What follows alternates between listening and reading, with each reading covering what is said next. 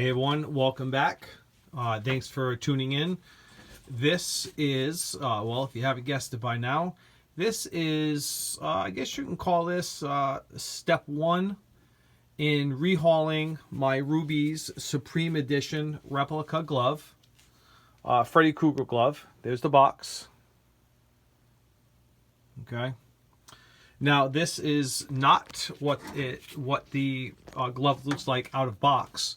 I'm debating on uploading a video. I just wasn't too happy with the video itself, and I'm debating on posting that video on YouTube. But I just want to kind of show you what stage one for myself looks like with this glove. Again, this is not what the glove looks like out of box.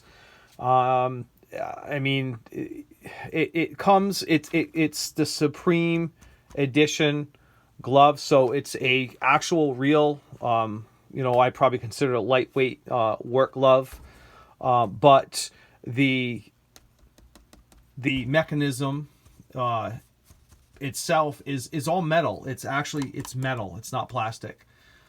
This is again the Supreme Edition.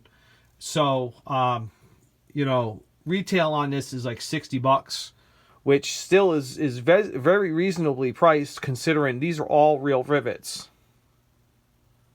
There's actually 3, 4, 5. There's actually 6 rivets that hold this mechanism onto this glove, and these are all real rivets. You can see that on the underside, on the inside of the glove. I'm not going to pick it up right now because it's still wet. This is again stage one. Basically, if you're curious to know what it looks like brand new, because I'm not sure if I'm going to upload that other video where I show it brand new right out of the box, I guess you can probably Google Freddy Krueger Supreme Edition Rubies glove, or Rubies is the brand, and it's the Supreme Edition.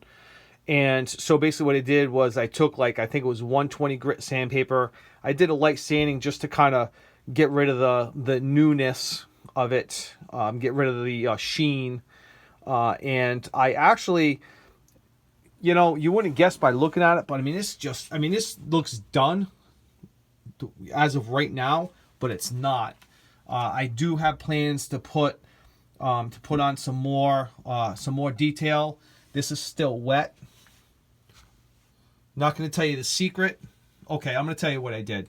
So like I said, I did the 120 grit sandpaper. Try to get the whole glove. 120 grit sandpaper just to get rid of the new sheen to it, and I dulled it out a little bit.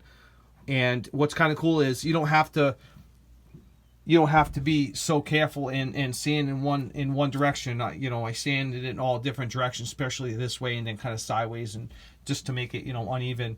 And then I took actual just a wood finish, a dark wood finish, and I laid it onto it, and I kind of rubbed it. I guess it's compared to what you would call black washing, I think is what they refer to it.